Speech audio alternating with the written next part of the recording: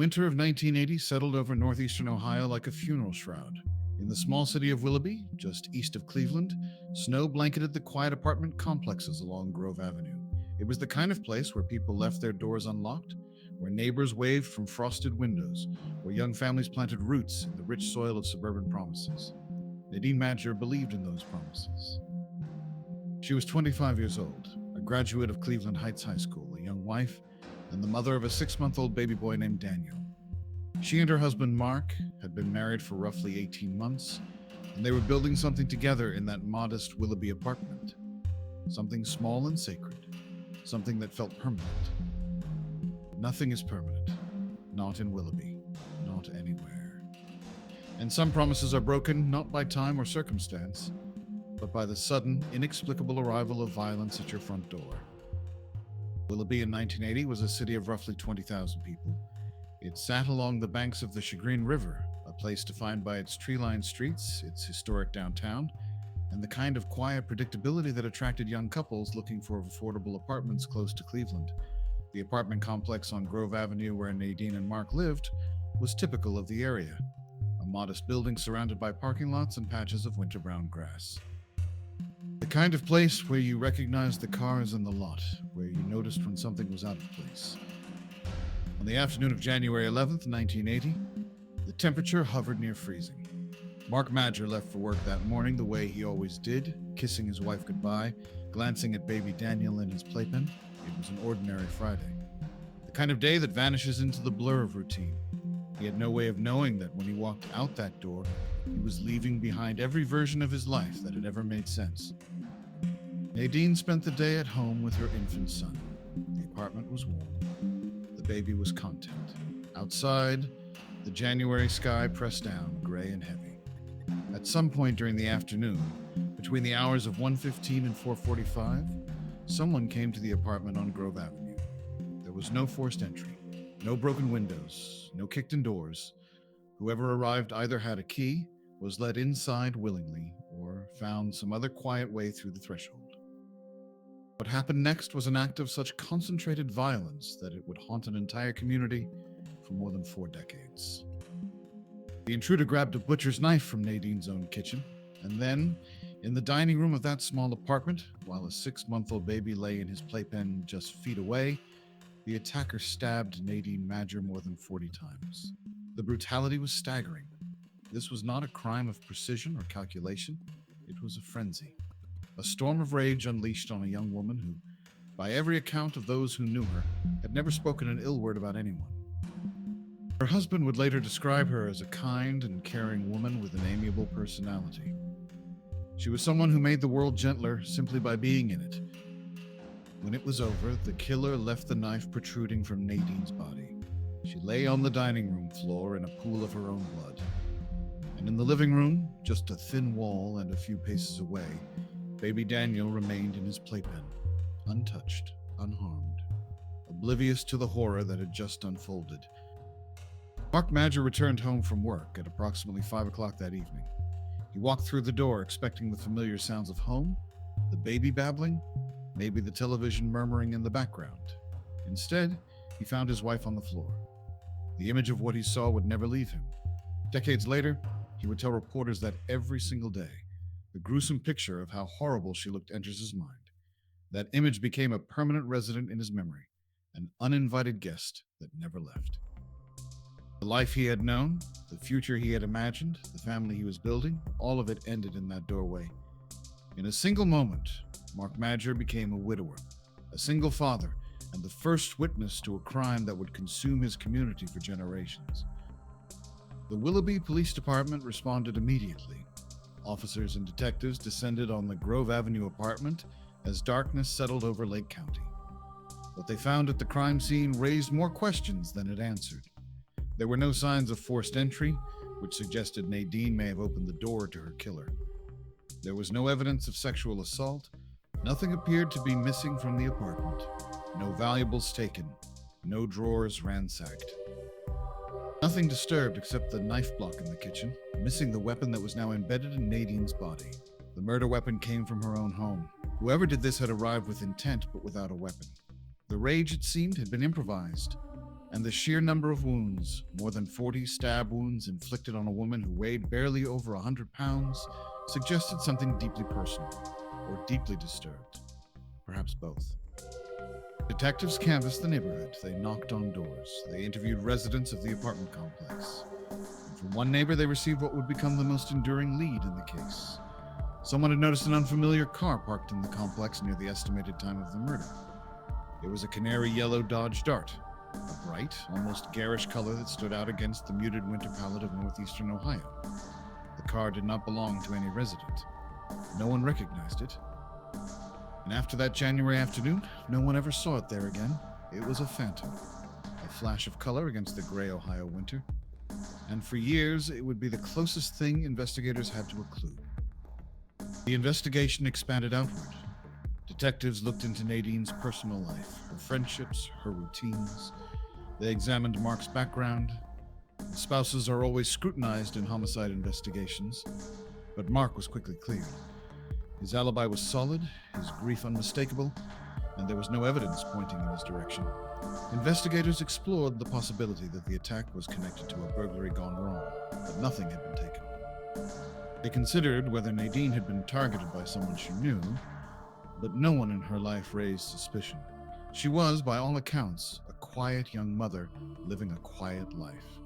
The violence visited upon her seemed to have arrived from nowhere. For 2 years, the Willoughby Police Department worked the case with everything they had. They followed every lead, interviewed every possible witness, and pursued every thread.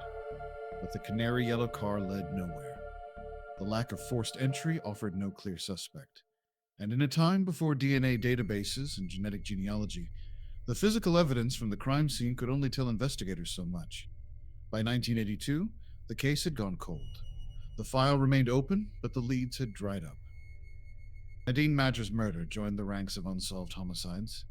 Cases that sit in filing cabinets gathering dust while the families left behind carry the weight of unanswered questions. Mark Madger raised Daniel on his own. He rebuilt his life as best he could, but the shadow of January 11th never lifted. Every birthday Daniel celebrated was also a reminder of what had been taken. Every milestone, every first day of school, every achievement carried the bittersweet weight of a mother who would never witness any of it. Daniel grew up knowing that his mother had been murdered just feet away from where he lay as an infant. That knowledge shaped him in ways that are difficult to articulate. He was there. He survived. But he lost everything before he was old enough to understand what he had. 16 years passed before the case saw its first real breakthrough. In 1996, the Lake County Crime Lab conducted new analysis on the shirt Nadine had been wearing on the day she was murdered.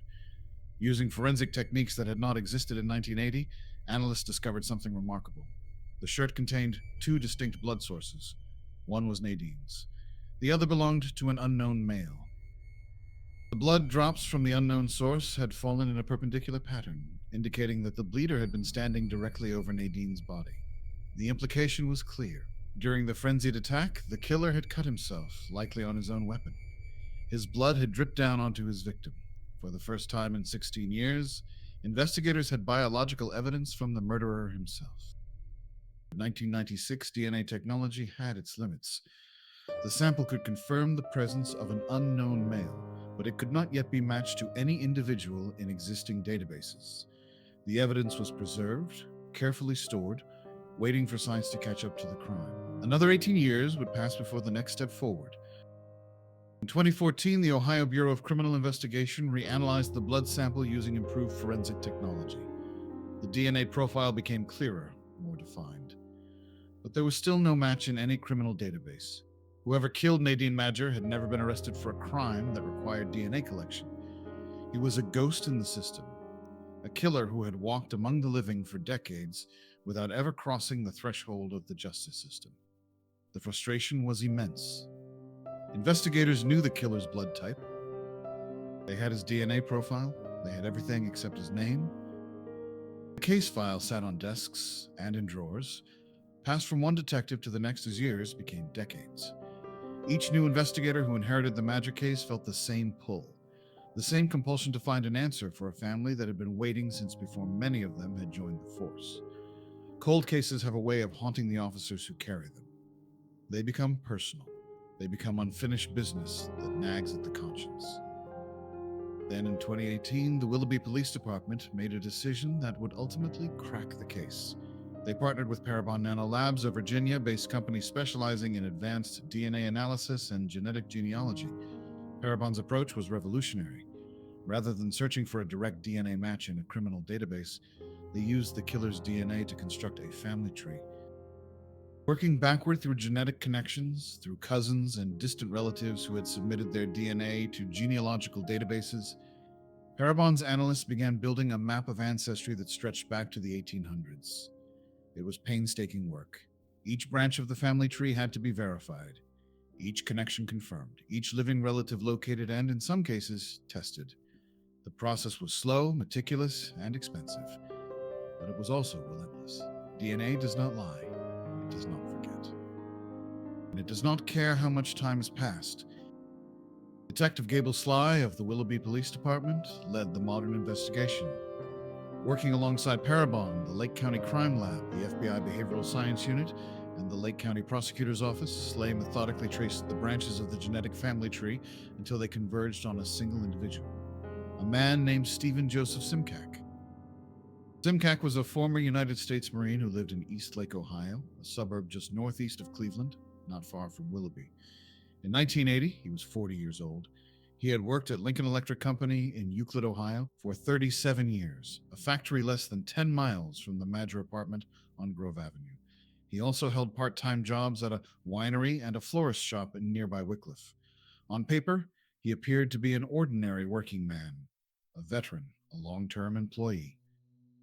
Someone who blended seamlessly into the fabric of northeastern Ohio's blue-collar communities. But Detective Slay discovered two pieces of evidence that shattered that ordinary facade. First, records from Lincoln Electric revealed something extraordinary about Simcak's attendance.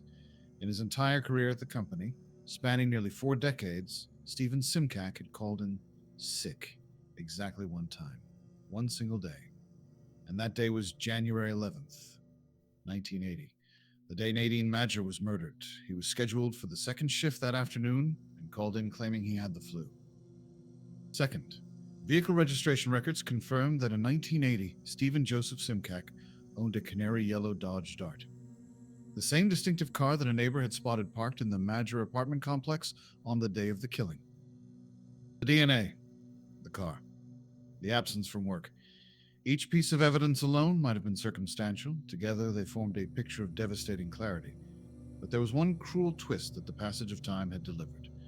Stephen Joseph Simcak had died on June 18, 2018, at the age of 79.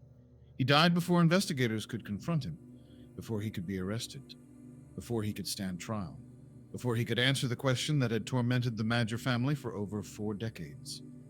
Why? To confirm the identification beyond any doubt, police obtained a DNA sample from Simcak's biological grandson through the coroner's office. The grandson's DNA was compared to the unknown male profile from Nadine's shirt. It was a match. The science was conclusive. Stephen Joseph Simcak had stood over Nadine Madger's body on that January afternoon, bleeding from a self-inflicted wound as he stabbed her more than 40 times. In July of 2022, more than 42 years after the murder, Willoughby Police Chief James Schultz held a press conference to announce that the case had been solved. Based on the most recent information developed, including DNA test results, he stated, "It is our department's conclusion that Stephen Joseph Simcak fatally wounded Nadine Madger in her residence on January 11th, 1980. Mark Madger stood before the cameras that day. 42 years of grief and uncertainty had carved deep lines into his face, but there was something else there too, a flicker of resolution. He addressed the family of his wife's killer directly, calling Stephen Simcak a thief, a coward, a liar, and a murderer. The crime, he said, took a large part of my life and the life of everyone who knew Nadine. And then, more quietly, he acknowledged the investigators who had refused to let the case die. I thought Nadine's killer would never be found, he said, but they never gave up. Daniel Madger, the baby in the playpen, was now a grown man standing beside his father. He expressed anger that Simcak had passed away as a free and carefree citizen before he could be identified and held accountable. But Daniel also directed words towards Simcak's surviving family. You had nothing to do with this, he told them. His capacity for that distinction between the guilty and the innocent spoke to a depth of character that his mother would have been proud of. He thanked the Willoughby Police Department and every detective who had touched the case over the decades.